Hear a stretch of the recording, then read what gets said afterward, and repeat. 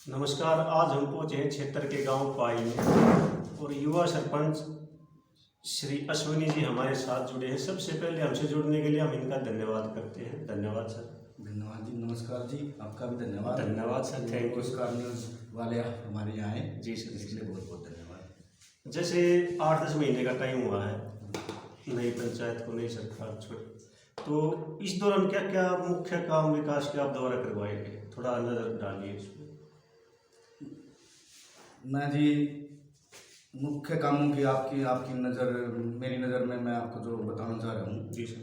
वो मेन काम तो सबसे पहले हमारे गांव में कि वृद्ध पेंशन का बड़ा मुद्दा उठ रहा था पिछले समस्या कई सालों से। हाँ जी, तो सबसे पहले मैं पेंशन लेके आ गाँव में, वो दूसरे गांव में बढ़ती थी, वो बुजुर्ग वहाँ जाते थे। कई बुजुर्ग तो ऐसे हैं जो नहीं जा पाते, बिल्कुल गाड़ी करके जाते हैं और मौके पर उन्हें पेंशन नहीं मिलती, तो वापस बड़े निराश हो जाते। परेशानी तो थी। हाँ जी, बड़े निराश हो जाते थे।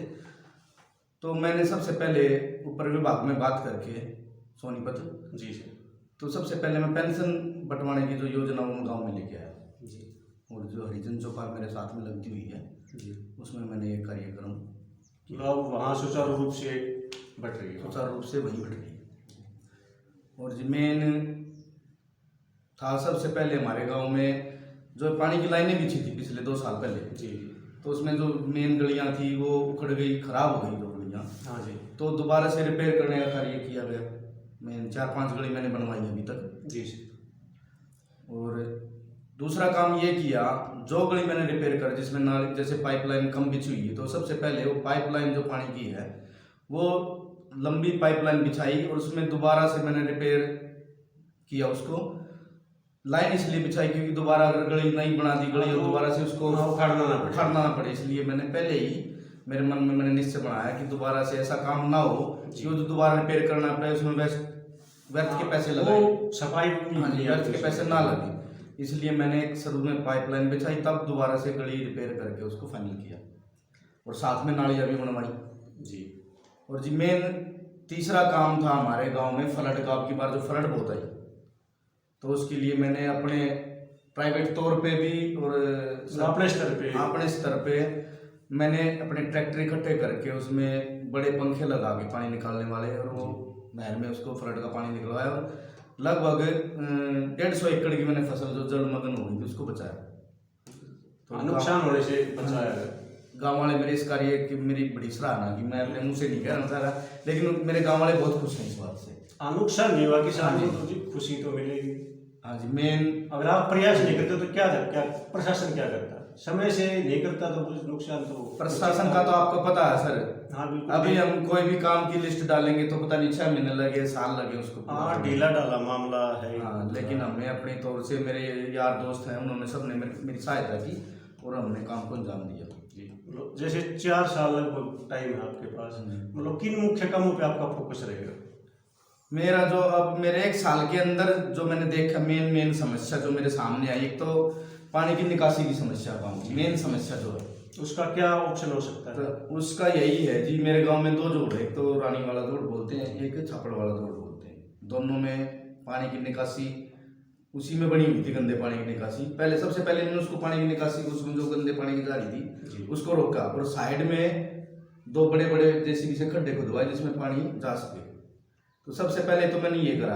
अब मेरा मेन फोकस क्या है कि इसको सुचारू ढंग से कोई ऐसा किया जाए कि स्थायी समाधान हो, जिससे गांव का जो गंदा पानी हो जोड़ में ना जाए, या जोड़ में जाए तो उसके पार्टीशन हो, बिल्कुल अलग से पार्टीशन हो जाए। तो वाटर मवेशियों के लिए जैसे गाय भैंस उनके लिए पानी साफ पानी और बीमारी ना फैले, और गंदे पानी का अलग से या तो वाटर ट्रीटमेंट प्लांट लगाया जाए या अलग से 3 पॉइंट सिस्टम चला हुआ गवर्नमेंट की तरफ। हाँ जी बिल्कुल, या वो बनवाया जाए।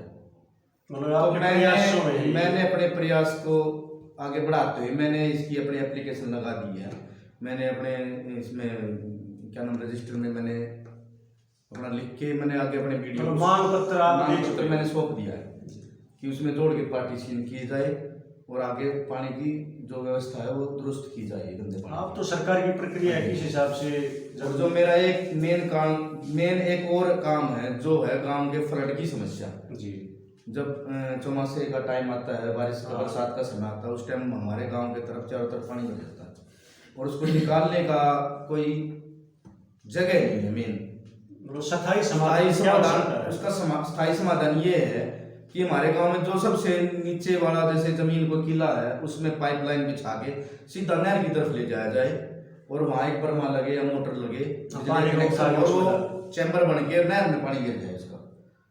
तो हमारे गांव की जो मेन समस्या है इसका, उससे निजात मिल जाएगी। आप प्रयासरत हैं इस मामले को सिरे चढ़ाने के लिए? हाँ जी, इसके लिए हम प्रयासरत है।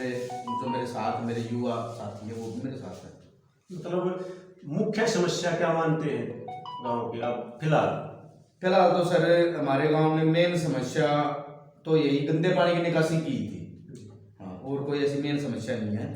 हमारे स्कूल गांव में 3 स्कूल हैं सरकारी, 1 स्कूल 2 प्राइवेट स्कूल हैं। तो उसके अकॉर्डिंग हमारे गांव में भाई पढ़ाई की भी कोई समस्या नहीं है, बच्चे पढ़ रहे हैं, अच्छे से पढ़ रहे हैं। और जो जैसे नशे का है हमारे गांव में वो भी बहुत कम, पहले था ज़्यादा लेकिन अब कम हो चुका है जी। मतलब आपके जो युवा साथी हैं उनकी बदौलत माने कि उनकी लोग बदौलत- जागरूक हुए हैं। जैसे आजकल तो सर पढ़ाई का दौर चालू है, लगभग सभी बच्चे पढ़ रहे हैं, तो उनके मन में एक ये तो है भाई स्कूलों से भी उनको नॉलेज मिल रही है, वैसे भी है कि भाई नशे से मुक्त रहेंगे तो आगे बढ़ेंगे, बिल्कुल जी। आगे बढ़ेंगे तो भाई उनका भविष्य उज्जवल होगा। जी बिल्कुल। तो हमारे गांव में मेन समस्या तो थी पानी की, और मैंने आगे भी लिख के दिया है उससे निजात पाने के अब लिए आने हम भी वाले प्रयास टाइम में कर रहे हैं। सरकार हाँ जी। प्रशासन इस तरफ ध्यान देगा, ये ध्यान मान के देगा, चलें। बिल्कुल। बिल्कुल ग्रामीणों के लिए बहुत बड़ी समस्या होती है। हाँ जी।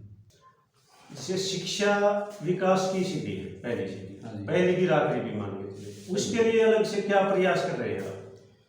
शिक्षा के लिए जी सर प्रयास हमने किया। हमने जैसे छोटे बच्चे हैं, सरकारी स्कूल में हमने एक गेम का आयोजन किया, उसमें छोटे बच्चों को लिया, स्पून रेस कराई, भाग दौड़ कराई, एक गोली रेस बोलते हैं वो कराई, मतलब कुल मिला के छोटे बच्चों के लिए गेम कराया। तो उनको प्रोत्साहन भी मिला और वो ज़्यादा संख्या में स्कूल में, जैसे सरकारी स्कूल में आप देखते हैं कम बच्चे जाते हैं, रुझान कम ही रहता तो है। उनका रुझान बढ़ा उस तरफ।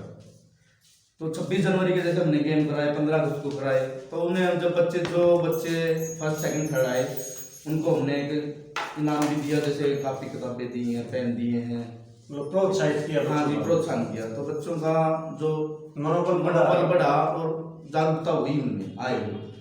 और आगे भी मेरा यह प्रयास है कि आगे बच्चों में जैसे कोई डिबेट हुई, कोई प्रतियोगिता हुई, लेकिन लिखाई प्रतियोगिता है या भी कोई स्पीच है, हाँ, तो बहुत एक्टिविटी है। हाँ जी, ये कराने के पहले भी कराते रहे हैं और आगे भी कराएंगे। इससे क्या है बच्चों में मनोबल बढ़ेगा और बच्चे आगे बढ़ने के लिए